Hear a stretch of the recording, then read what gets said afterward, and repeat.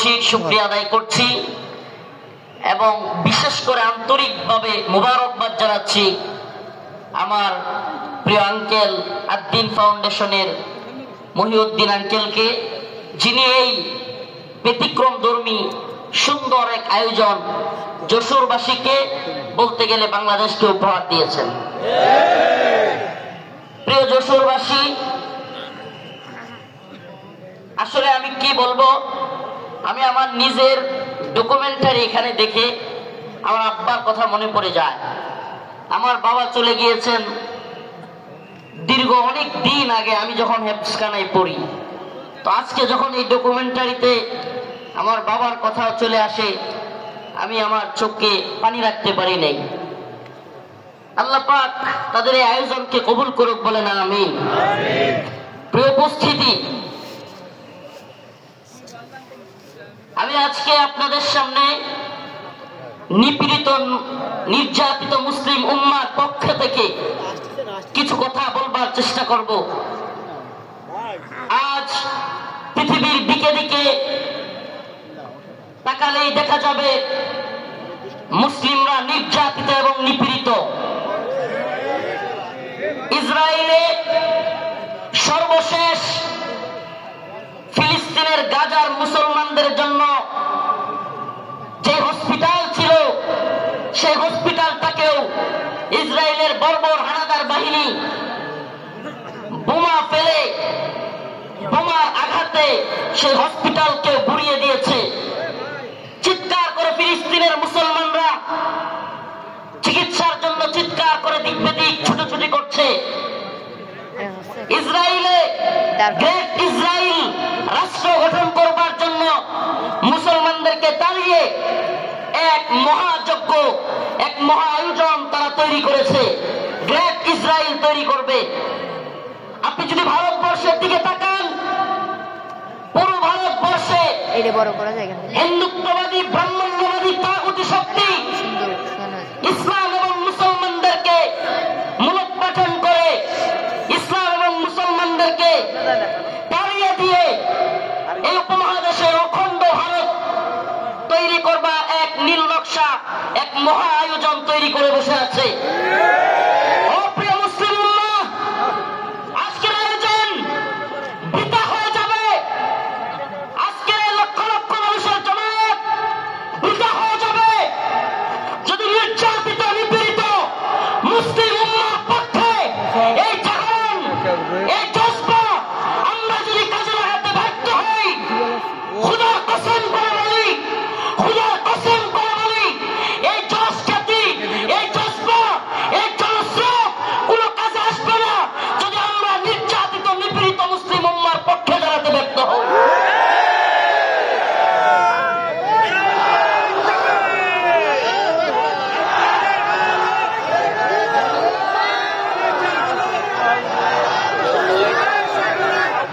আজ পৃথিবীর দিকে দিকে মুসলমানদের যে চিৎকার, মুসলমানদের যে হাহাকার, মুসলমানদের যে আর্তনাদ, সেটাই যেন কোরআনের সূরাতুন নিসার ৭৫ নম্বর আয়াতে আল্লাহ পাক ফুটিয়ে তুলেছেন।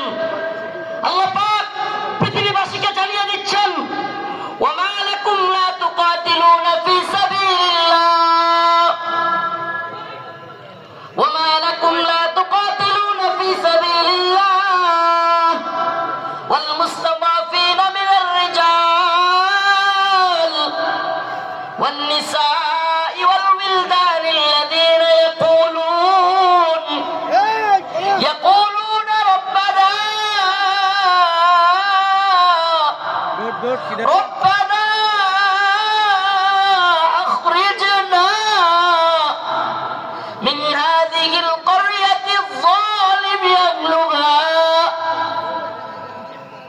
এই যে রব্বানা, হে আমাদের রব, আখরিজনা, আমাদেরকে বের করেন, আমাদেরকে বের করেন, মিন হাদিহিল ক্বরিয়াতিজ যালিমি আহলুহা ওয়াল মুস্তাদআফিনা মিনার রিজাল ওয়ান নিসা ওয়াল উইলদান আল্লাযীনা ইয়াকুলুন, এই যে দুর্বল মানুষদের, নিপীড়িত নির্যাতিত মাজলুম মানুষদের আর্তনাদ, শিশুদের চিৎকার, আমার আমাদের মা বোনদেরকে সেই দর্শিতা মায়ের হাজারি, এগুলোই যেন কোরআনের এই আয়াতে আল্লাহ পাক ফুটিয়ে তুলেছেন। আল্লাহ পাক জানিয়ে দিলেন, ও মুসলিম উম্মার যুবকেরা, খাহেসাত পূরণ করার জন্য লক্ষ লক্ষ জমায়েতের মধ্যে তোমাকে বরণ করে নেওয়া, এটা তোমার সাকসেসফুলতা। কিন্তু মনে রাখবা, এই বরণ করে নেওয়া, এই হাজারো লক্ষ জনতা কিংবা এই স্রোত, এই ফ্যান্টাসি, এই সব কিছু যদি তুমি নির্যাতিত নিপীড়িত উম্মার পক্ষে কাজ করতে না পারো, কোনো লাভ হবে না, কোনো ফায়দা হবে না। আমরা যতক্ষণ পর্যন্ত নির্যাতিত নিপীড়িত মুসলমানদের পাশে দাঁড়াতে পারবো, আল্লাহ পাকের ঘোষণা, ইন্নামাল মুমিনুনা ইখওয়া, মুমিন মুমিনের ভাই, মুমিন মুমিনের ভাই। বড় আফসোস লাগে, কষ্ট লাগে, আমরা কিভাবে দাঁড়াতে পারবো অনেকে বুঝি না। অনেকে বলে, হুজুর আমরা সেই ফিলিস্তিনিদের পক্ষে কিভাবে দাঁড়াবো, আমরা কাশ্মীরিদের পক্ষে কিভাবে দাঁড়াবো? আমি বলি, দাঁড়ানোর অন্যতম মাধ্যম হলো ইসরায়েলি পণ্য বয়কট করো। মানসিকভাবে অন্তর থেকে কষ্ট লাগে, এদের একটু লজ্জা হওয়া উচিত। এজন্য আজকের যেহেতু সুযোগ পেয়েছি, আর দিনের পক্ষ থেকে কথাটা বলার পরে আশা করি এদের কিছুটা হলেও লজ্জা হইতে পারে। এরা কারা? ঢাকার শাহজালাল আন্তর্জাতিক বিমানবন্দর, এটাতে আপনি একটা বোতল পানি কিনে পাবেন না ইসরায়েলি পণ্য ছাড়া। এই নির্লজ্জরা, আমি কতদিন বলেছি, ইকুয়েফিনা কিংবা কিনলে ছাড়া তাদের কাছে কোনো পানি নাই। আমাদের জানতে মনে চায়, আমাদের বাংলাদেশি পণ্য ব্যবহার করতে তোদের এত জ্বলে কেন? ইকুয়েফিনা কিংবা কিনলে চাইতে অনেক ভালো মানের পানি হলো মাপ। আজকে মাপ পানি এয়ারপোর্টে রাখা যায় না। আজকেও আমি হাবেশ শাহ হুজুর, নাজমুস সাকিব সাহেব, আমরা শেষ পর্যন্ত সাধারণ ট্যাপ থেকে পানি খাইছি। কথাগুলো কেন বললাম? নির্যাতিত নিপীড়িত মুসলিম উম্মার পক্ষে আমরা দাঁড়াতে পারবো যখন আমি অন্তর থেকে সেই ব্যথাটা অনুভব করব যে আমার মুসলিম ভাই আঘাতপ্রাপ্ত হচ্ছে, আমার মুসলিম বোনকে ধর্ষিত করা হচ্ছে। সেই ব্যথাটা যখন আমার অন্তরে থাকবে, কিভাবে তাদের পাশে দাঁড়াতে হবে সেটা অন্তর থেকেই আপনার মনই সায় দিবে যে এটা করলে আমি নির্যাতিত নিপীড়িত ভূখণ্ডের প্রতি আমার সহমর্মিতা জানানো হবে। লজ্জা হওয়া উচিত এই এয়ারপোর্ট কর্তৃপক্ষের। আমি আজকের এই যশোর আদ্দিনের প্রোগ্রাম থেকে জানাতে চাই, অনেক দিন বলার পরেও এরা এই ইসরায়েলি পণ্য চেঞ্জ করতেছে না। এমনকি এয়ারপোর্টে এত বড় বড় আলেম উলামারা আসেন, এখানে একটু পানি খাওয়ার ব্যবস্থা নাই যেটা ইসরায়েলি পণ্য ছাড়া। আল্লাহ পাক এদেরকে হেদায়েত দান করুক, বলেন আমিন, বলেন আমিন। প্রিয় ভাইরা আমার, বন্ধুগণ আমার, এই ইসরায়েলি পণ্যের টাকাটা দিয়েই আপনার আমার মুসলিম ভাইয়ের, মুসলিম সন্তানের গায়ে গুলি করতেছে কিংবা বোমা ফেলতেছে এই ইসরায়েলি টাকাটা দিয়ে, এই ইসরায়েলি কোম্পানিগুলো। অতএব আমাদের কি এই পণ্যগুলো বয়কট করা দরকার না? কথা বলেন, দরকার না? দরকার। মনে রাখবেন, আমরা প্রয়োজনে কষ্ট করব, ট্যাপের পানি খাবো, তবুও ইসরায়েলি পানি খাবো না। আমরা প্রয়োজনে ট্যাপের পানি খাবো, আমরা প্রয়োজনে মিনারেল ওয়াটার যদি না পাই, প্রয়োজনে আমরা ট্যাপের পানি, নরমাল পানি খাবো, তবু ইসরায়েলি পানি ব্যবহার করব। এটা একটা উদাহরণ দেওয়ার জন্য বললাম, কিন্তু এমন অনেক সিস্টেম আছে। ও ভাই, তাহাজ্জুদের সময় নামাজের পরে নির্যাতিত নিপীড়িত উম্মার জন্য, মাজলুমদের জন্য দোয়া করা। ও মুসলিম উম্মাহ, চিন্তা করে একবার দেখুন, আজকে ফিলিস্তিনের যে অবস্থা, ছোট্ট শিশুকে তার বাবা তার সামনে ছটপট করতেছে, তার ছোট্ট শিশু দৌড়াচ্ছে, কাতরাচ্ছে, ছটপট করতেছে, অথচ বাবা চিকিৎসা দিতে পারতেছে না। একবার ভাবুন না, নিজের সন্তানকে ওই জায়গায় রাখুন, আপনি বাবা হিসেবে আপনার অন্তরটা কেমন লাগবে? আজকে কাশ্মীরের অবস্থা দেখুন, এই ভারতীয় বাহিনী, এই হিন্দুত্ববাদী তাগুতি শক্তি, এই জালেমরা এখন আমাদেরকে হুমকি দেয়, এখন আমাদের গায়ে একটু লাগছে। কিন্তু আপনি কি জানেন, বিশ্বের বড় বড় মিডিয়ার তথ্য অনুযায়ী, রিপোর্ট অনুযায়ী, এটা আমাদের কথা নয়, বিশ্বের বড় বড় মিডিয়ার রিপোর্ট অনুযায়ী এক কাশ্মীরে 10,000 আমাদের মা বোনদেরকে দর্শন করা হয়েছে। কয় হাজার? কথা বলেন না, কয় হাজার? 10,000 নবীকে দর্শন করা হয়েছে এক কাশ্মীরের মধ্যে। প্রিয় মুসলিম উম্মাহ, আল্লাহ মাফ করুক, আজকে কাশ্মীরের পরিস্থিতি যদি আমার দেশের হয়, আমার বাংলাদেশের হয়, কল্পনা করা যায়? ওরা উৎপত্তি আছে সীমান্তের ওপারে মুসলিমদেরকে নির্যাতন করার জন্য। সাউন্ড যাচ্ছে না? কি বলতেছে এরা? সাউন্ড যাচ্ছে? আজকে ওরা উৎপেতে আছে সীমান্তের ওপারে, আমাদেরকে হুমকি ধমকি দিচ্ছে হিন্দুত্ববাদী দাদাবাবুরা। আসলে আমি প্রায় প্রোগ্রামে বলে থাকি, বিধর্মীদের হাত ডাক, মুসলিমদের বিরুদ্ধে যারা হাত ডাক দেয়, সেই সমস্ত জুলুম জালিমদের হাত ডাক হলো একটা বেলুনের মতো। কিসের মতো? কিসের মতো? বেলুনের মতো ফটকা। একটা সুই নিয়ে ফুটা করে দিতে পারলেই সব শেষ। সুই নিয়ে ফুটা করে দিতে পারলেই। একটা ছোট্ট উদাহরণ দেই, তাইলে আরো ভালো বুঝবেন। চট্টগ্রামে আমার ভাই সাইফুল ইসলাম আলিফকে শহীদ করে দিল সেনাবাহিনীর উপর, পুলিশের উপর। চিন্ময় দাসকে গ্রেফতার করার কারণে আক্রমণ করলো, কিন্তু যখনই মুসলিমরা চট্টগ্রামে জেগে উঠলো, মুসলিমরা জজবা নিয়া, ইমানি জোশ নিয়া রাজপথে নেমে আসলো। আয় সুবহানাল্লাহ।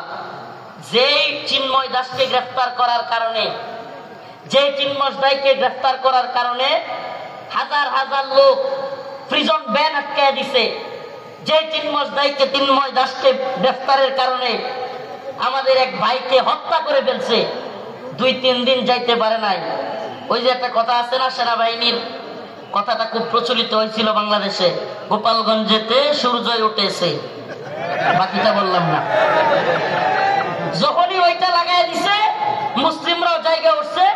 সুবহানাল্লাহ। আগে তো প্রিজন ব্যান আটকায়া মানুষদেরকে হত্যা করে দিচ্ছে, হায় রে তাদের শক্তি, হায় রে তাদের গরম। যেমনি মুসলমানরা জায়গা উঠছে, এখন চিন্ময় দাসের উকিল পাওয়া যাচ্ছে না।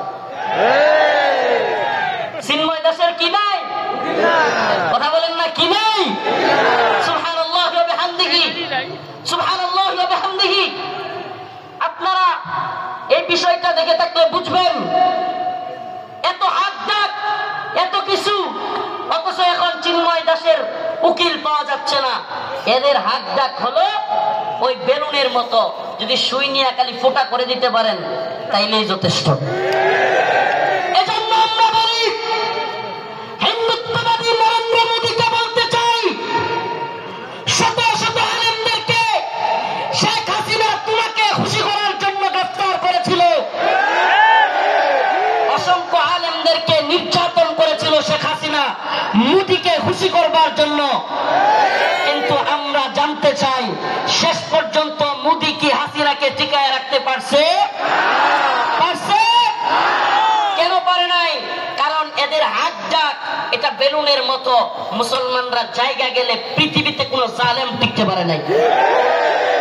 শুধু জালেম হাসিনা যায় নাই, আল্লাহ পাক হাসিনাকে পালায়া যাওয়াদের রোল মডেল বানায়। হাসিনারে কি বানায় দিছে আল্লাহ? পালায়া যাওয়াদের রোল মডেল। বাশার আল আসাদ পালাইছে, মিডিয়ার নিউজ বলতেছে হাসিনা যেমন শেষ 40 মিনিটের একটা ভিডিও বার্তা দিতে চাইছিল, বাশারও নাকি বার্তা দিতে চাইছিল, দিতে পারে নাই। মানে রোল মডেল হয়ে গেছে গা হাসিনা। এখন পালায়া যাওয়াদের কি রোল মডেল। এখন কেউ পালায় গেলে সবাই বলবে হাসিনা মডেলে পালাইছে। কোন মডেলে? কথা বলেন না, কোন মডেলে?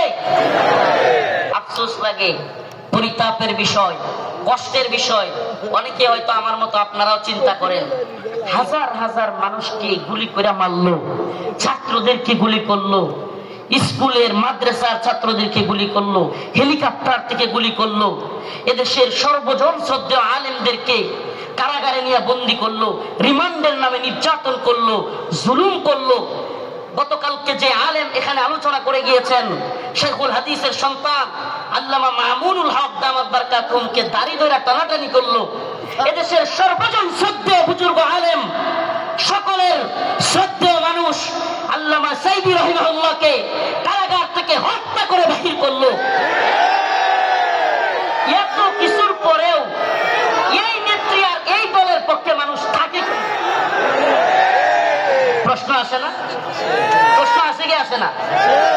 যে হাজার হাজার ছাত্রদেরকে গুলি করে মারলো, ছোট ছোট বাচ্চাদেরকে হেলিকপ্টার থেকে গুলি করলো, আলেমদেরকে জেলে নিল, রিমান্ডে নিল, ফাঁসি দিল, আলেমদেরকে দেশের সর্বজন শ্রদ্ধ আলেমদেরকে কারাগার থেকে হত্যা করে বাহির করলো। আমাকে ব্যক্তিগতভাবে আমাকে জুব্বা টেনে হিচড়ে ডিবি হারুনের নেতৃত্বে, এটা সবাই জানেন, জুব্বা খোলা হলো, আমার পরনের লুঙ্গি খোলা হলো, এগুলো খুলে মহিলা দিয়া জড়ায় দইরা ছবি ভিডিও তোলা হলো। অসংখ্য আলেমের নির্যাতনের, নিপীড়নের গল্প শুনলে গা শিউরে উঠবে। যৌনাঙ্গে পর্যন্ত চাপ দিল আলেমদের। এত কিছুর পরেও এই নেত্রী যে তার কর্মীদেরকে রেখা পালায়, তার পক্ষে কিভাবে লোকেরা থাকে? প্রশ্ন আসে না? আসলে আল্লাহ বলেন খতামাল্লাহু আলা কুলুবিহিম ওয়া আলা সামইহিম ওয়া আলা আবসারিহিম গিশাওয়া। আল্লাহ পাক এদের অন্তরের মধ্যে সিলমোহর মেরে দিয়েছে। আল্লাহ পাক এদের কানের মধ্যে সিলমোহর মেরে দিয়েছে। আল্লাহ পাক এদের চোখের উপরে পর্দা ফেলে দিয়েছে। এরা সেই হাসিনা সরকারের আমলের এত নির্যাতন নিপীড়ন দেখেও দেখবে না। যেমন নির্লজ্জ বেহায়া তার নেত্রী, এমন নির্লজ্জ বেহায়া কর্মী। যেমন নির্লজ্জ বেহায়া তার নেত্রী, যে কিনা ছোট ছোট বাচ্চাদেরকে হত্যা করে, হেলিকপ্টার থেকে গুলি করে, এরপরেও বলে আমি কি অপরাধ করেছি। কত বড় নির্লজ্জ হলে এই কথা বলতে পারে? এরপরেও কি বলে আমি কি অপরাধ করেছি। আপনি কোন অপরাধ করেননি? প্রশ্ন এটা হইতে পারে যে আপনি কোন অপরাধ করেন নাই, আমাকে এমন একটা অপরাধ দেখান। ও প্রিয় মুসলিম উম্মাহ, বাংলাদেশের বাইতুল মুকাররমে হেফাজতে ইসলামের আন্দোলনে হাসিনার পুলিশ বুট পয়রা, জুতা পয়রা দেশের জাতীয় মসজিদে আলেমদেরকে গুলি করে নাই। এর সাথে জঘন্য আর কি হইতে পারে? আপনি কোনটা করেন নাই বলেন? আমাদেরকে তাহাজ্জুদের আর এই কোরআন তিলাওয়াতের গল্প শোনায়া আপনি কোন আকামটা করেন নাই? প্রিয় মুসলিম উম্মাহ, যশোরবাসী, এই মেসেজ যশোরের মুসলমানদের জন্য নয়, এই মেসেজ আজকের এই আলোচনা আমার এই দেশবাসীর জন্য আমি রেখে যেতে চাই। আমি আমার কথাগুলো সকলের কানে পৌঁছে দিতে চাই। ও প্রিয় উম্মাহ, প্রিয় জাতি, আমরা চেয়েছি আমাদের অন্তর থেকে, আমাদের ছাত্ররা, আমাদের শিক্ষকরা, আমাদের কলামিস্ট, বুদ্ধিজীবী, মুফতি, বক্তা, ছাত্র, সকল শ্রেণী পেশার মানুষ, আমরা চেয়েছি আল্লাহ পাক হাসিনাকে এই ভূখণ্ড থেকে, আমাদের উপর থেকে, জুলুম থেকে বাঁচাক। আল্লাহ পাক আমাদেরকে বাঁচাইছেন কি বাঁচান নাই? তার মানে আমরা মন থেকে সম্মিলিত ভাবে চাইলে পাওয়া যায়। পাওয়া যায় কি যায় না? বলেন, পাওয়া যায় কি যায় না? ইন্নাল্লাহা লা ইউগাইয়িরু মা বিকওমিন হাত্তা ইউগাইয়িরু মা বিআনফুসিহিম। আল্লাহ পাক ততক্ষণ পর্যন্ত কোন জাতিকে পরিবর্তন করেন না যতক্ষণ না সে জাতি নিজেরা পরিবর্তন চায় এবং পরিবর্তন হয়। সুবহানাল্লাহ। তো আমরা পরিবর্তন চেয়েছিলাম, পেয়েছি। পাইছি কি পাই নাই? এখন আমাদের আরেকটা পরিবর্তন দরকার। আমাদের মূল বিজয় সেটা। এ বিজয় আমাদের মূল বিজয় না। এ বিজয় যদি আমাদের মূল বিজয় হইতো, তাইলে আমরা আল্লাহর নবীরে কেউ কটূক্তি করলে, গালি দিলে, আমরা এই রায় পাইতাম যে তার শাস্তি হবে মৃত্যুদণ্ড। তার শাস্তি কি? এই ব্যাপারে ইমামগণ একমত। আল্লাহর নবীকে নিয়ে কেউ কটূক্তি করলে, ব্যঙ্গচিত্র করলে তার শাস্তি মৃত্যুদণ্ড। প্রিয় ভাইরা আমার, বন্ধুগণ আমার, আল্লাহর নবীকে সাহাবায়ে কেরাম কেমন ভালোবাসতেন। আল্লাহর নবী সাল্লাল্লাহু আলাইহি ওয়াসাল্লামকে তার সাহাবীরা কেমন ভালোবাসতেন। কাব বিন আশরাফ নামে ইহুদিদের এক নেতা ছিল। নাম কি? কাব বিন আশরাফ, এক ইহুদি নেতা। এত দেহ ছিল, অনেক বড় সড় ছিল দেহ, বিশাল দেহের আকৃতির লোক ছিল। কাব বিন আশরাফ বদর যুদ্ধে যখন মুসলমানরা বিজয়ী হয়েছে, কাব বিন আশরাফ কষ্টে তার অন্তর জ্বলে গেছে। বদর যুদ্ধে কাফেরদের বড় বড় নেতা আবু জাহেল সহ নিহত হয়ে গেছে, জাহান্নামে চলে গেছে। কাব বিন আশরাফের কলিজায় জ্বলন শুরু হয়ে গেছে। সেই মুহাম্মদ আরবি সাল্লাল্লাহু আলাইহি ওয়াসাল্লামকে নিয়ে বিভিন্ন ধরনের কটূক্তিমূলক কবিতা বানাইছে। তার মহিলা ভাড়া কইরা তাদেরকে দিয়েও রাসূলের বিরুদ্ধে বিশুদ্ধার করাইছে। আল্লাহ নবী সাল্লাল্লাহু আলাইহি ওয়াসাল্লাম ডাকলেন কাব বিন আশরাফ, তাকে হত্যা করতে পারবে এমন কে আছো? সুবহানাল্লাহ বলেন। রাসূল সাল্লাল্লাহু আলাইহি ওয়াসাল্লাম নিজে ডাকলেন, হে আমার সাহাবারা, তোমাদের মধ্যে কে আছে কাব বিন আশরাফকে হত্যা করবে? অথচ আমার নবীর ব্যাপারে অনেকে বলে, রাসূল সাল্লাল্লাহু আলাইহি ওয়াসাল্লামকে কি বলে, যে রাসূল সাল্লাল্লাহু আলাইহি ওয়াসাল্লাম এক গালে মারলে আরেক গাল পাইতা দিতেন। ছোটবেলায় এগুলো শুনতাম, নাউজুবিল্লাহ। রাসূলের এক গালে মারবে আর সাহাবায়ে কেরাম বসে বসে দেখবে। ইসলাম সন্ন্যাসী মার্কা ধর্ম না। ইসলাম সন্ন্যাসী মার্কা, সন্ন্যাসীগিরি, গান্ধীগিরি ইসলামে চলে না। ইসলামের বাণী একবারে সুস্পষ্ট, ফায়াকতুলুনা ওয়া ইউকতালুন, হয় মরো নাইলে মারো। দ্বীনের প্রয়োজনে মারতে হবে, মরতে হবে, ইনশাআল্লাহ। দ্বীনের প্রয়োজনে মারতে হবে, মরতে হবে। মায়ের খাওয়াও সুন্নত, দেওয়াও সুন্নত। আমরা যদি খালি মায়ের খাইতাম, হাসিনার পতন হইতো? মাঝে মাঝে পিটানো দেওয়া লাগছে, কথা কয় না? যারা জালিমের পক্ষ নিবে, একটা কথা মনে রাখবেন, মুসলমান ইমানদার, সম্ভবত হযরত আলী রাদিয়াল্লাহু আনহুর কথা এটা, জালেমদের প্রতি সহানুভূতি দেখানো মাজলুমদের সাথে গাদ্দারি। আবারও বলছি, জালেমদের প্রতি উদারতা দেখানো মাজলুমদের সাথে গাদ্দারি। মাজলুমদের সাথে গাদ্দারি করা যাবে না, যাবে না। কাব বিন আশরাফ আল্লাহর নবীর নিয়ে কটূক্তি করে। রাসূল সাল্লাল্লাহু আলাইহি ওয়াসাল্লাম বললেন, তোমাদের মধ্যে কে আছে যে কাব বিন আশরাফকে হত্যা করবে? আল্লাহর নবীর এক সাহাবী মুহাম্মদ বিন মাসলামা দাঁড়ায় গেলেন, ইয়া রাসূলুল্লাহ আতুহিব্বু আন তাকতুলাহু? ইয়া রাসূলুল্লাহ, আপনি কি চান আমি তাকে হত্যা করি? রাসূল বললেন, অবশ্যই হ্যাঁ। মুহাম্মদ বিন মাসলামা বললেন, ইয়া রাসূলুল্লাহ, আমাকে অনুমতি দেন, আমি একটু তার সাথে গল্প করব, গল্প করব, আর তার একটু খুশি করব। ইয়া রাসূলুল্লাহ, আমার অনুমতি দেন। আল্লাহর নবী বললেন, অনুমতি দিলাম। রাসূলুল্লাহ সাল্লাল্লাহু আলাইহি ওয়াসাল্লামের অনুমতি পেয়ে মুহাম্মদ বিন মাসলামা রাদিয়াল্লাহু আনহু কাব বিন আশরাফের কাছে গেলেন। কাব বিন আশরাফের কাছে গিয়ে আল্লাহর নবীকে নিয়ে যেহেতু বলে আসছেন একটু গল্প করবেন, বানায়া সিনায়া, যুদ্ধ মানেই ধোঁকা। আপনি সবকিছু যুদ্ধের ময়দানে শত্রুর বিরুদ্ধে সব কথা বলে দিয়ে আপনি পারবেন না। যুদ্ধ মানেই ধোঁকা, মাঝে মাঝে ধোঁকা দিতে হয়। তো কাব বিন আশরাফে গিয়া বললেন, আমরা তো মুহাম্মদ রে নিয়া খালি যাকাত চাই, খালি যাকাত দিতে হয়, সদকা দিতে হয়, বিপদে আছি মুহাম্মদ রে নিয়া। নাউজুবিল্লাহ। সাল্লাল্লাহু আলাইহি ওয়াসাল্লাম রাসূল সাল্লাল্লাহু আলাইহি ওয়াসাল্লামের ব্যাপারে কাব বিন আশরাফকে খুশি করার জন্য কাব খুব খুশি হয়ে গেল।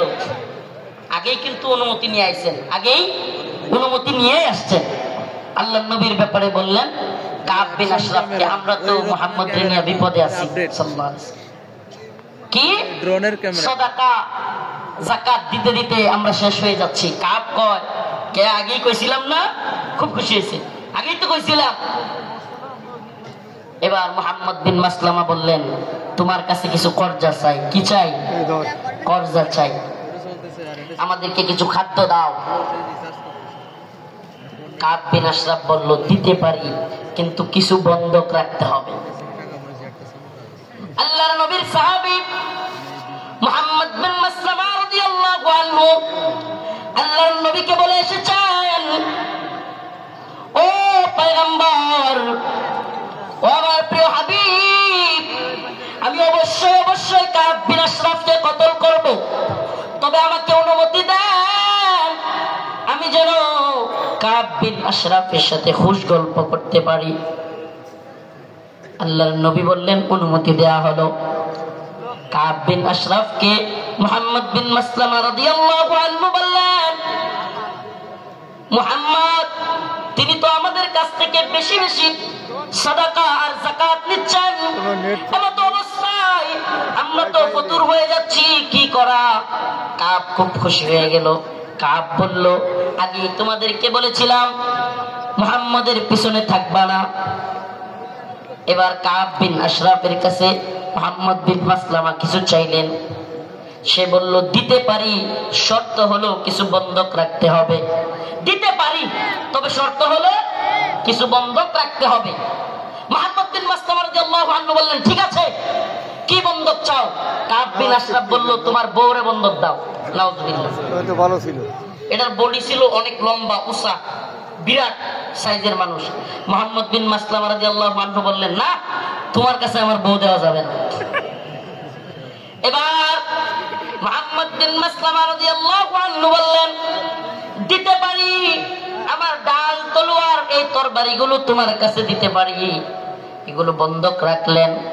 বন্ধক রাখার পর কাব বিন আশরাফকে মুহাম্মদ বিন মাসলামা রাদিয়াল্লাহু আনহু বললেন আমি আমার আরো 2 জন সহযোগীকে নিয়ে আসি, তুমি যে খাদ্য দিবে, তুমি যে খাবার দিবে, ওই খাবার জিনিসগুলো নেওয়ার জন্য লোক লাগবে। আসলে কি কাব বিন আশরাফের যে সাইজ, পরে যদি ধরতে হয়, সাইজ করতে হয়, একা একা পারবেন না, এই জন্য আরো 2 জনকে আনতে গেছেন। সুবহানাল্লাহ। এবার উনি 2 জনকে নিয়ে আসলেন। আসার পরে কাব বিন আশরাফকে বললেন কাব, তোমার মাথার মধ্যে কি সুগন্ধি ব্যবহার করো? এত সুন্দর গ্রাম তোমার মাথা থেকে আসতেছে। এটা আরেকটা পাপ, এটা আরেকটা কি আগে দিছে কি? আরে মুহাম্মদের যাকাত দিতে দিতে আমরা শেষ। এতে করে সে খুশি হয়েছে। আগেই কইছিলাম না মুহাম্মদের পিছনে থাকো না। নাউজুবিল্লাহ।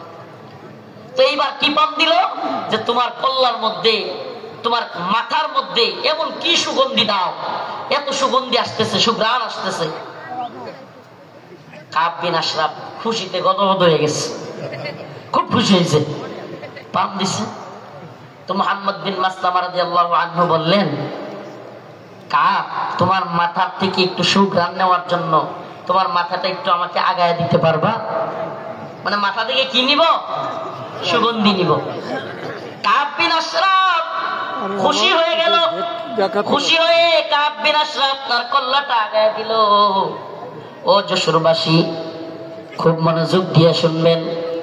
আল্লাহর নবীর সাহাবা মুহাম্মদ বিন মাসলামা যখন কাব বিন আশরাফ কল্লাটা আগায় দিল, সাথে সাথে আল্লাহর নবীর সাহাবী মুহাম্মদ বিন মাসলামা কাব বিন আশরাফের কল্লা এইভাবে পেছায় ধরলেন। সুবহানাল্লাহ। কাব বিন আশরাফের কল্লা পেছায় ধইরা সঙ্গী সাথী থাকা অন্য সহপাঠীদেরকে বললেন কাব বিন আশরাফের কল্লার মধ্যে কোপ দাও। সুবহানাল্লাহ। মুহাম্মদ বিন মাসলামা গলা চাইপা ধরলেন আর কাব বিন আশরাফকে ওনার সাথীদেরকে বললেন কোপ দাও। আল্লাহু আকবার বলে কাব বিন আশরাফের কল্লা ফেলে দিলেন।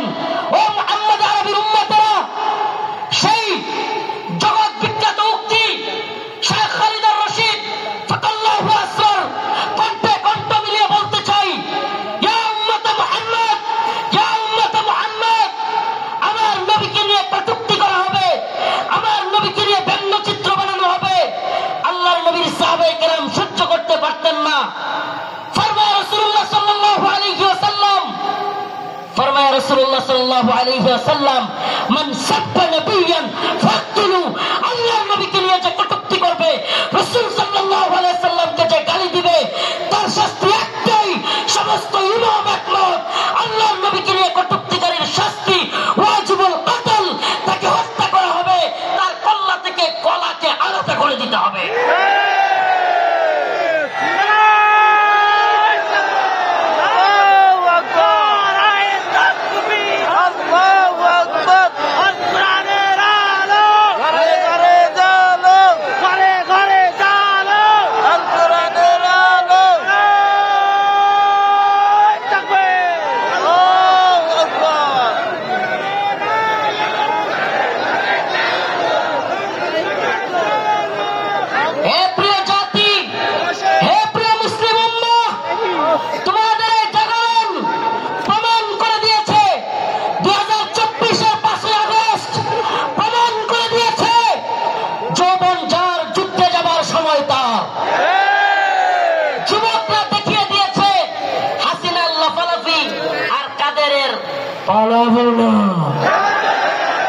কোথায় টাকা পালাবো না? কোথায়? এত দাম্ভিকতা, এত অহংকার ভালো না। এত দাম্ভিকতা, এত অহংকার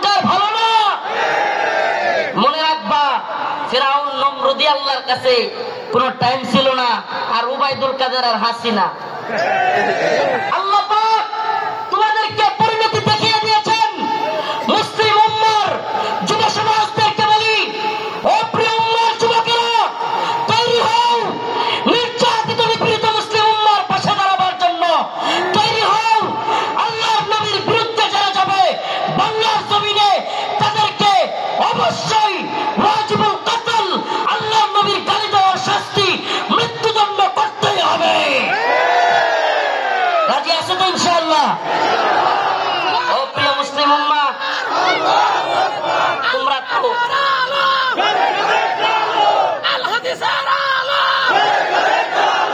ইসলামের শত্রুরা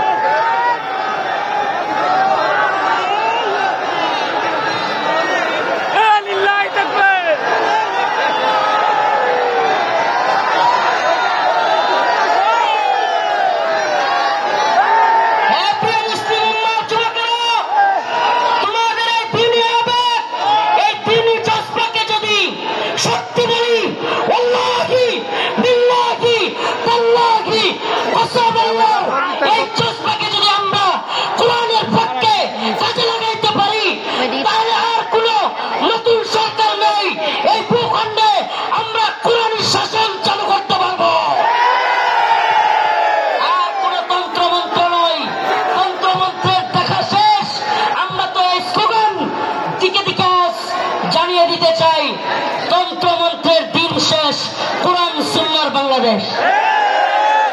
বলেন না, তন্ত্রমন্ত্রের দিন শেষ, কোরআন সুন্নাহর বাংলাদেশ। সাবিলুনা সাবিলুনা, তারিকুনা তারিকুনা। স্লোগান আজকে একটু ব্যতিক্রম হবে। আমি বলবো, আল্লাহর জমিনে আল্লাহর আইন বাস্তবায়ন ফরজে আইন। বলতে পারবেন? আল্লাহর জমিনে আল্লাহর আইন বাস্তবায়ন ফরজে আইন। হয়তো শরিয়ত, ইম্মা শরিয়া, ইম্মা শরিয়া, হয়তো শরিয়ত। হয়তো আমরা শাহাদাত বরণ করব, না হলে ভূখণ্ডে শরীয়ত প্রতিষ্ঠা করব। কালেমার পতাকা দেখলে যেগুলোর জ্বলে, এগুলোর সাবধান করে দিতে চাই। এ ভূখণ্ডে লা ইলাহা ইল্লাল্লাহর পতাকা উড়বেই, আজ হোক কাল একদিন উড়বেই। ইসাবাতান মিন উম্মতি আহরাজাহুম আল্লাহু মিনান নার, ইসাবাতুন তাগজুল হিন্দা ওয়া ইসাবাতু মা ঈসা ইবনে মারইয়াম। রাসূলের ঘোষণা, এই ভূখণ্ডে হিন্দুত্ববাদী ব্রাহ্মণ্যবাদী তাগুতি শক্তির বিরুদ্ধে, দিল্লির বিরুদ্ধে, হিন্দুত্ববাদীদের বিরুদ্ধে আল্লাহর নবী বলেছেন, মুসলমানদের একটা গজওয়া হবে, গজওয়াতুল হিন্দ হবে। সেই যুদ্ধে মুসলমানরা বিজয়ী হবে। শুধু বিজয়ী হবে না, দিল্লির সেই মসনদে, দিল্লির সেই লাল কেল্লায় কালেমার পতাকা পট পট করে উঠবে ইনশাআল্লাহ, ইনশাআল্লাহ।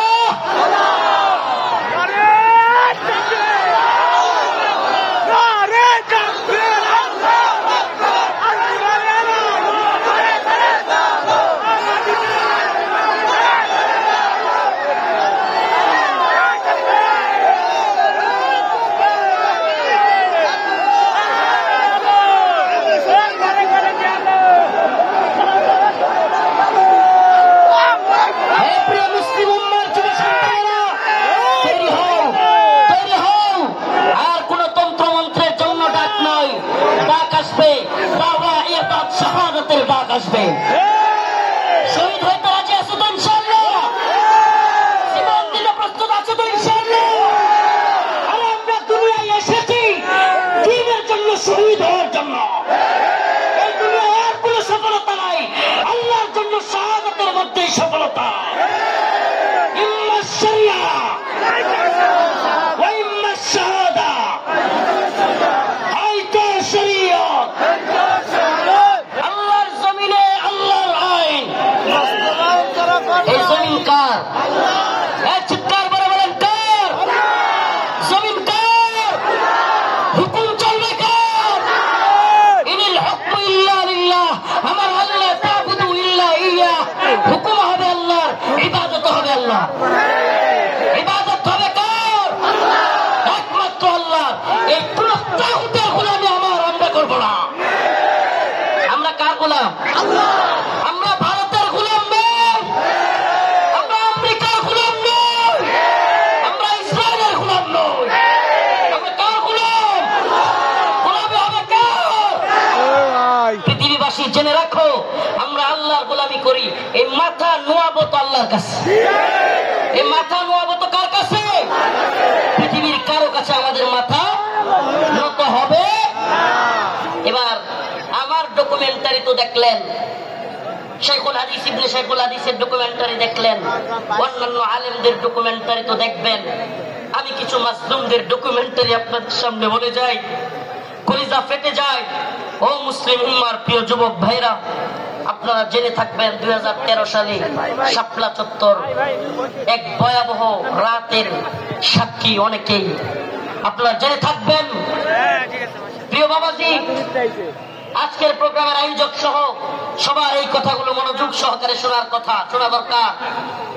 আমি আপনাদের সামনে এমন কিছু ব্যক্তিদের কারগুজারি শোনাবো যারা 2013 সালে রাসূলুল্লাহ সাল্লাল্লাহু আলাইহি ওয়াসাল্লামকে যারা কটূক্তি করেছিল, আল্লাহর নবীকে নিয়ে যারা ব্যঙ্গচিত্র বানিয়েছিল, আল্লাহ এবং তার রাসূলের বিরুদ্ধে যারা কথা বলেছিল, যেই কারণে হেফাজতে ইসলাম শাপলা চত্বরে যেতে বাধ্য হয়েছিল, সেই সমস্ত নরপিশাচ, সেই সমস্ত কুখ্যাত শাতেমে রাসূল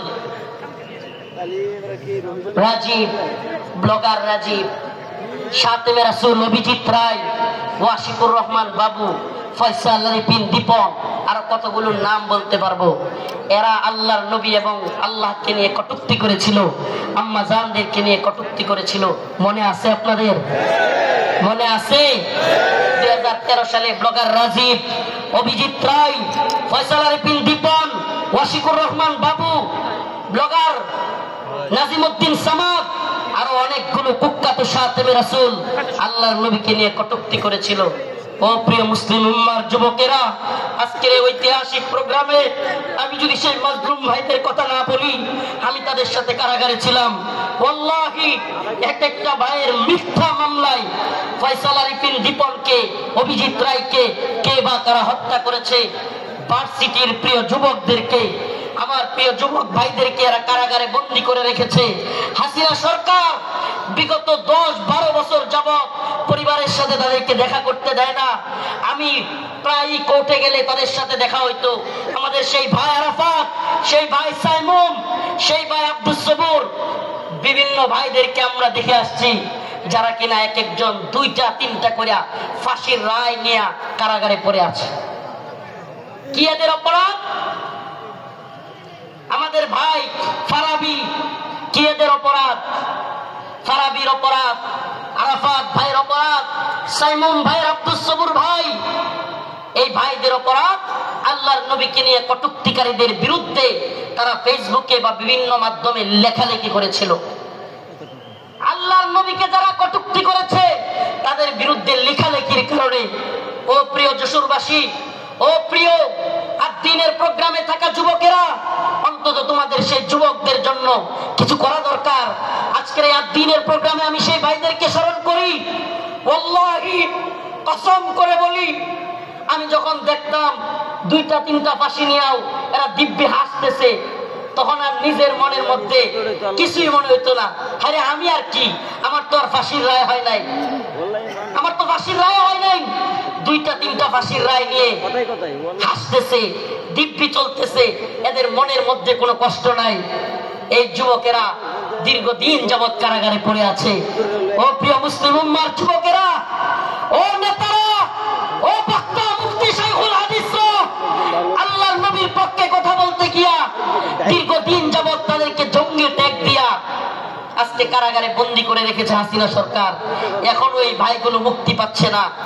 ও প্রিয় মুসলিম উম্মার যুবকেরা, আমি জানতে চাই, এরা যদি আমাদের কাউকে জঙ্গি ট্যাগ দিয়ে দেয়, এরা যদি আমাদের কাউকে মৌলবাদী ট্যাগ দিয়ে কাউকে রাজাকার বলে ট্যাগ দিয়া দেয়, তাহলে কি আমরা তাদেরকে ভুলে যাব? আমার কথা বুঝতেছেন? জালেমদের একটা কূট কৌশল হলো আলেমদের নামে ট্যাগ দেওয়া, নেম কিলিং, এটাকে বলে নেম কিলিং, ট্যাগ দেওয়া।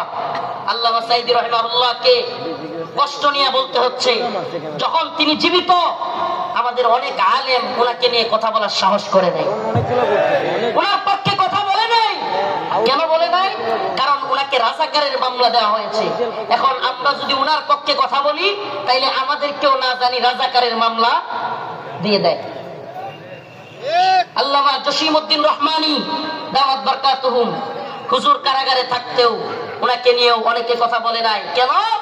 কারণ ওনার পক্ষে কথা বললে জঙ্গিবাদী মামলা দিয়ে দিবে। আল্লাহর কসম করে বলি, খোদার কসম করে বলি, আমাদেরকে রাজাকার বলো, জঙ্গিবাদী বলো, মৌলবাদী বলো, আর যাই বলো, আমরা মাসলুমদের পক্ষে কথা বলবোই, বলেই যাব। রাজি আছেন তো ইনশাআল্লাহ? আল্লামা সাঈদী রাহিমাহুল্লাহ চলে গিয়েছেন, জসিমউদ্দিন রহমানী হাফিজাহুল্লাহ বের হয়ে গিয়েছেন, কিন্তু ও আদ-দ্বীনের মুসলমানেরা, আজকের এই যশোরের লাখো জনতা, প্রিয় উম্মাহ, আজকের এই মিডিয়ার মাধ্যমে, সবকিছুর মাধ্যমে আমি জানাতে চাই, আমার ভাইরা আল্লাহর নবীর পক্ষে লেখালেখি করতে গিয়া যারা মামলা খেয়েছে, ফাঁসির রায় লেগে গেছে, আমরা কি তাদের মুক্তি চাই? মুক্তি চাই। আমার ভাইদেরকে 2-3টা করে ফাঁসির রায় দিয়ে বন্দী করে রেখেছে হাসিনা। হাসিনার কাজই ছিল বিভিন্ন জঙ্গি নাটক সাজায়া আলেমদেরকে, তরুণ তরুণ যুবকদেরকে যারা দ্বীনকে ভালোবাসে, টাকনুর উপর কাপড় পরে, এদেরকে ইন্ডিয়ার কথায় রয়ের প্ল্যানে মুসলিম উম্মার যুবকদেরকে, দ্বীন যারা ভালোবাসে তাদেরকে গ্রেফতার করা, তাদেরকে জঙ্গি বলা, মৌলবাদী বলা, এটা একটা ট্রেন্ড ছিল, এটা তাদের একটা ট্যাগ মিশন ছিল, মিশন, তাদের একটা মিশন। এই মিশন আমরা পা দিতে পারি না। আমরা আমাদের ভাইয়ের মুক্তি চাইবই, ঠিক আছে তো ইনশাআল্লাহ? সবাই মুক্তি চান তো ইনশাআল্লাহ? আমার প্রিয় ভাইদের মুক্তির ব্যবস্থা করা হোক, দ্রুত মুক্তি দেওয়া হোক। যদি তারা মুক্তি না পায়, খোদার কসম করে বলি, এত বড় বড় বক্তা, এত যশ খ্যাতি মূল্যহীন, মূল্যহীন, মূল্যহীন। আমরা যদি মাসলুমদের পাশে দাঁড়াতে না পারি, আজকের আলোচনার বিষয় এটাই, ওমা লাকুম লা তুকাতিলুনা ফি সাবিলিল্লাহ ওয়াল মুস্তাদাফিনা মিনার রিজাল ওয়ান নিসাই ওয়াল উইলদানিল্লাযীনা يقولون ربنا أخرجنا من هذه القرية الظالم أهلها واجعل لنا من لدنك وليا واجعل لنا من لدنك نصيرا الله رب العالمين বলেন وما لكم لا تقاتلون في سبيل الله তোমাদের কি হয়ে গেল? তোমরা আল্লাহর পথে কিতাল করতেছ না, যুদ্ধ করতেছ না। জিহাদ বললে অনেকে অপব্যাখ্যা করে, নফসের জিহাদ, এটা সেটা অনেক অপব্যাখ্যা করে। কারণ কি? কারণ আল্লাহ বলছেন কুতিবা আলাইকুমুল কিতাল ওয়া হুয়া কুরহুল লাকুম। কারণ আল্লাহ পাক জানতেন জিহাদের ব্যাপারে অনেকের অ্যালার্জি থাকবে, অনেকে অপছন্দ করবে। আমাকে বলেন, আল্লাহ পাক যখন কোরআনে কারীম নাজিল করেছেন, আল্লাহর রাসূল কি জিহাদকে অপছন্দ করতেন?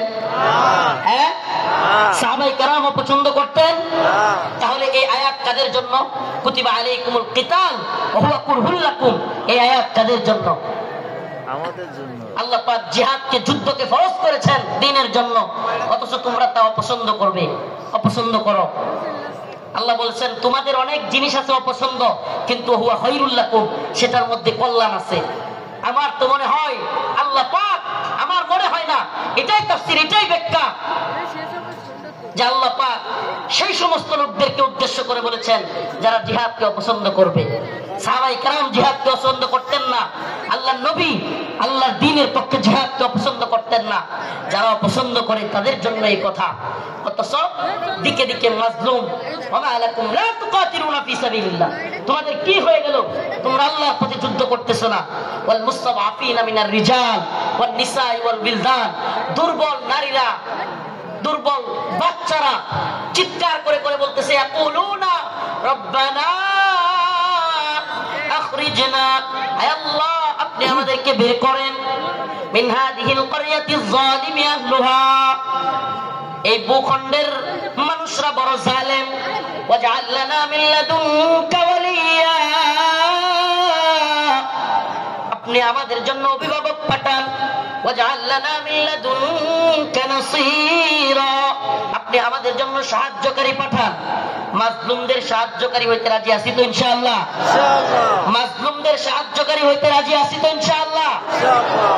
তাইলে আজকে থেকে ইসরায়েলি পণ্য বয়কট, রাজি আছেন তো ইনশাআল্লাহ?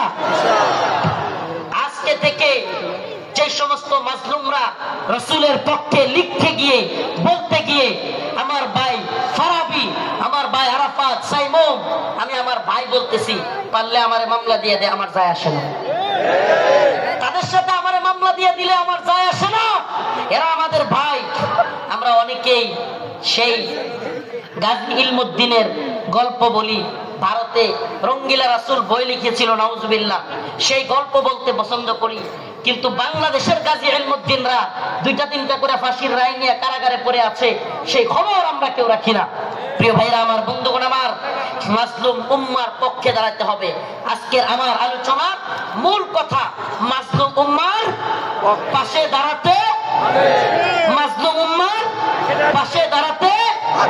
ইন্নামাল মুমিনুনা ইখওয়া, মুমিন মুমিনের ভাই। আমার অন্য মুমিন ভাই কষ্ট পেলে আমার অন্তরে আঘাত আসবে। এদেশের কোন আলেমকে আল্লাহ না করুক জাতীয় আন্তর্জাতিক চক্রান্তের কারণে নতুন করে কেউ যদি কোন জালেম যদি এদেশের কোন আলেমকে আবারও জুলুম করতে চায়, আবারও যদি শেখুল হাদিস আল্লামা মামুনুল হককে, শেখুল হাদিস আল্লামা মামুনুল হক সহ মুফতি আমির হামজা সহ মুফতি হারুন ইজহার, এদেশের অনেক বক্তা যারা কিনা কারাগারে ছিল, আবারও যদি সেই সমস্ত আলেমদেরকে কেউ গ্রেফতার করবার দুঃসাহস করে জাতীয় আন্তর্জাতিক চক্রান্তের কারণে, আবারও যদি আলেমদের দিকে কেউ চোখ তুলে তাকায়, কেউ যদি হাত তোলার সাহস করে, সে হাত ভেঙ্গে গুড়িয়ে দেওয়ার হিম্মত আছে তো মুসলমান? আছে তো ইনশাআল্লাহ? জাতীয় আন্তর্জাতিক চক্রান্ত চলছে।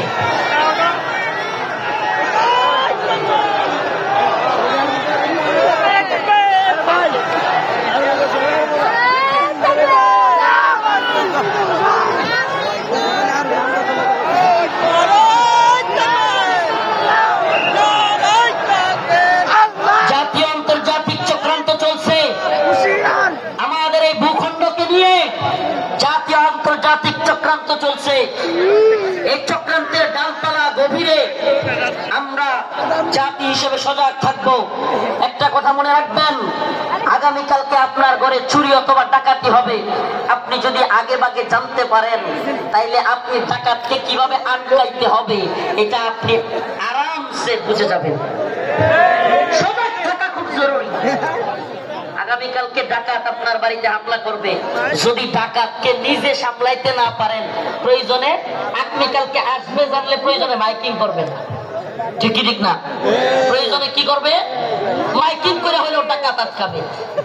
তো যদি আমরা জানি আমাদের বিরুদ্ধে চক্রান্ত হচ্ছে, হিন্দুত্ববাদী ভারত আমাদের বিরুদ্ধে চক্রান্ত অব্যাহত রেখেছে, এমনকি আমরা শুনতে পাই বর্তমান উপদেষ্টা কমিটিতেও ভারতীয় দালালরা বসে গেছে।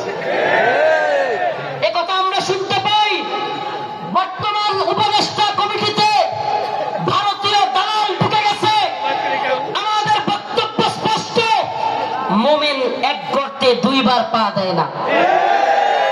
মুমিন এক গর্তে দুইবার পা। আমরা আর ধোঁকা খেতে চাই না, আমরা আর কোন জালেমদেরকে, ইন্ডিয়ার গোলামদেরকে বাংলার ক্ষমতার মস্তদে দেখতে চাই না। মাওলানা আব্দুল হামিদ খান বাসানী বলেছিলেন, পিন্ডি ছেড়েছি দিল্লির গোলামের জন্য নয়। কথাটা মনে আছে আপনাদের? রাওয়ালপিন্ডি পিন্ডি, পিন্ডি ছেড়েছি দিল্লির গোলামের জন্য নয়। অর্থাৎ পাকিস্তানের পিন্ডি ছেড়েছি, ভারতের দিল্লির গোলামের জন্য নয়। আমি বলি পিন্ডি ছেড়েছি, দিল্লি ছেড়েছি,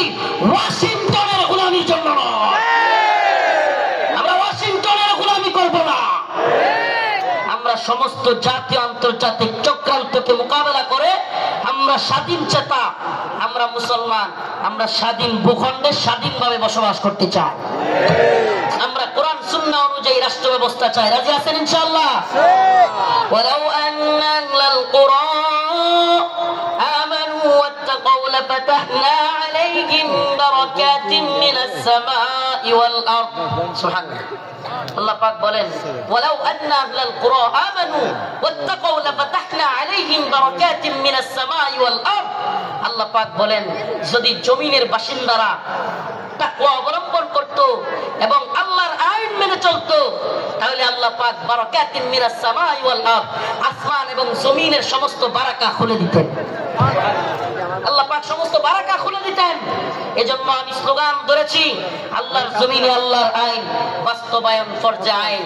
এই তন্ত্র মন্ত্রের আইন 5 বছরের জন্য ইসলাম, এটা আমরা চাই না। আমরা চাই আজীবনের জন্য ইসলাম। ইসলাম কি 5 বছরের সীমায় গণ্ডিতে আবদ্ধ? ইসলাম 5 বছরের সীমান্তে আবদ্ধ নয়।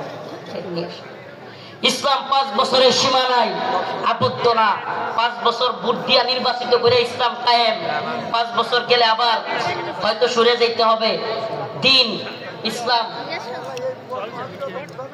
ইসলাম 5 বছরের জন্য সীমাবদ্ধ থাকার জন্য নয়। ইসলাম কায়েম করতে হবে, আল্লাহর জমিনে আল্লাহর আইন বাস্তবায়ন করতে হবে। এটা হবে মুসলিম উম্মার তাড়না, এটা হবে মুসলিম উম্মার প্রেরণা। আমরা হুঁশিয়ার করে দিতে চাই, সাবধান করে দিতে চাই। 2024 সালে হাসিনার পালানোর দৃশ্য দেখা এবং বাংলাদেশে আওয়ামী লীগের অবস্থান দেখা কেউ যদি শিক্ষা না নেন, নতুন করে জুলুম করার চিন্তা ভাবনা, নতুন কইরা কেউ জুলুম করার ভূত কারো মাথায় চাইপা বসে, তাইলে আওয়ামী লীগের পরিণতির জন্য অপেক্ষা করে। নতুন কইরাও যদি হাসিনার মতো জুলুমের চিন্তা ভাবনা কেউ করেন, আওয়ামী লীগের মতো জুলুম করার খায়েশাত, জালেম হওয়ার ভূত মাথায় চাইপা বসে, সাদাবাজি, টেন্ডারবাজি, দুর্নীতির ভূত, তাইলে বাংলার জনগণ লাথি দিয়া আপনাদের ভূত তাড়ায় দেবে। নতুনদের জন্য এটা একটা হুঁশিয়ারি। 2024 সাল এটা আমাদের গর্বের। 2024 আমাদের গর্বের। আমাদের এই চেতনাকে ধরে রাখতে হবে। প্রিয় যুব সমাজ, আমি আগে ফিলিস্তিনের বিভিন্ন ভিডিও দেখতাম, ফিলিস্তিনের মুসলমানদের ভিডিও দেখতাম। ছোট ছোট বাচ্চা ছেলেরা পাথর নিয়ে ইসরায়েলের ট্যাঙ্কের মধ্যে নিক্ষেপ করতেছে, গোলাল দিয়া ইসরায়েলিদেরকে মারতেছে। সুবহানাল্লাহ। 2024 সালে দেখলাম আমাদের ছোট ছোট বাচ্চারা পুলিশের পেটের মধ্যে গিয়ে ঘুষি মারতেছে। সুবহানাল্লাহ বলেন না? এইটা একটা জিনিস অন্তত হয়েছে, আলহামদুলিল্লাহ। 2024 সালে আমরা এটা অন্তত বুঝছি, যুব সমাজ জেগে উঠলে জালেমের পরিণতি ভয়াবহ। যুব সমাজ জেগে উঠলে জালেমের পরিণতি কি? তো যশোরবাসী, আপনারা কি ঘুমায় গেছেন নাকি জাগ্রত আছেন? হাসিনা ভারতের গোলামি করেছিল, বাংলাদেশকে দিল্লির একটা, কি বলবো এটাকে, অনেকে বলে অঙ্গরাজ্য, আমি বলি অঙ্গরাজ্য না। হাসিনা এটাকে দিল্লির একটা ডাস্টবিন বানাইছিল। দিল্লির ডাস্টবিন মানে দিল্লি আমাদের আম খাবে, আমাদের ইলিশ খাবে, আমাদের সব কিছু নিবে, ট্রানজিট নিবে, আমাদের রেল লাইন নিবে, আমাদের সব কিছু নিবে, আর আমাদেরকে লাশ উপহার দিবে। আমাদেরকে বন্যার পানি দিয়া বাসায়া একের পর এক লাশ উপহার দিবে। এটাকে আপনি ডাস্টবিন না বলে কি বলবেন? এটা কি বন্ধুত্ব? এটা কি বন্ধুত্ব? আমি তো বলি হাসিনা বিগত 16 বছরে বাংলাদেশের সাথে ভারতের যে সম্পর্ক তৈরি করেছিল, যদিও তাদের নেতারা বলেছে অনেকে স্বামী স্ত্রীর সম্পর্ক, আমরা বলি অবৈধ সম্পর্ক, এটা অবৈধ। এজন্য অবৈধ সম্পর্কের কন্যারে জায়গায় পাঠিয়ে দিছি। আল্লামা সাঈদী রাহিমাহুল্লাহ বলেছিলেন, এই কথাটা আমার এখনো কানে ভাসে, সরকারকে বলবো বেশি তিরিং বিরিং করিও না। বাংলার জনগণ বেশি তিরিং বিরিং করলে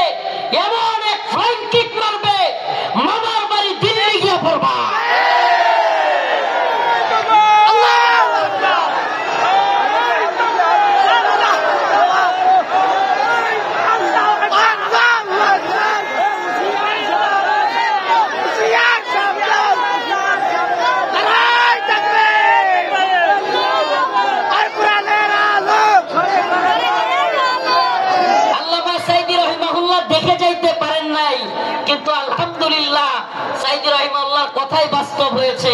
বাংলার জনগণ ফ্লাইং কিক মারছে, রান্না করা খাবার খাওয়ারও সময় নেই, রান্না করা খাবার খাওয়ারও সময় নাই। ও প্রিয় মুসলিম উম্মার যুবকেরা, আজকের এই আদ্দিন ফাউন্ডেশন যশোরের আজকের অনুষ্ঠান থেকে আমার আখিরি পয়গাম হবে, ও মুসলিম উম্মার যুবকেরা, আমাদেরকে মৌলবাদী বলা হোক, জঙ্গিবাদী বলা হোক, আমাদেরকে রাজাকার বলা হোক, যে কোনো ট্যাগ আমাদেরকে দেয়া হোক, আমরা দ্বীনের পক্ষে ছিলাম, আছি, থাকবো। আল্লাহর জমিনে আল্লাহর আইন বাস্তবায়ন হওয়ার আগ পর্যন্ত আমরা থামবো না। আমি তো আশাবাদী এই মুসলিম উম্মার জাগরণ। অনেকে বলে হুজুর মাহফিলের প্যান্ডেলে এত মানুষ হলে লাভ কি? কিছুই তো হয় না। আমি বলি হাসিনার অবস্থা দেখেও বুঝো না? কিছুই হয় না, হয় হাসিনার অবস্থা দেখেও বুঝো না? তোমার কি মনে হয় এই খুঁটা আন্দোলন, এত বিস্ফোরণ, এটা এমনি এমনি হয়ে গেছে? প্রিয় ভাইরা আমার, বন্ধুগণ আমার, একটু যদি আপনি চোখ বুলাইয়া দেখেন তাইলেই দেখবেন মানুষের মধ্যে 2013 সালের শাপলা চত্বরে নৃশংসভাবে আলেম ওলামাদেরকে, ছাত্রদেরকে গুলি করে মারার সেই যে ভয়াবহ চিত্র অন্তরের মধ্যে, সেটা ছিল কি ছিল না? অসংখ্য আলেমদেরকে গ্রেফতার, রিমান্ডে, নির্যাতনের চিত্র তাদের অন্তরে ছিল কি ছিল না? আল্লামা সাইদি রাহিমাহুল্লাহকে কারাগার থেকে হত্যা করে বাহির করার চিত্র, ঢাকায় আল্লামা নূর হোসেন কাসেমী রাহিমাহুল্লাহ, আল্লামা সাইদি রাহিমাহুল্লাহর জানাজা পড়তে না দেওয়ার দৃশ্য বাংলার যুবকেরা কি ভুলে গেছে? ভুলে যায় নাই।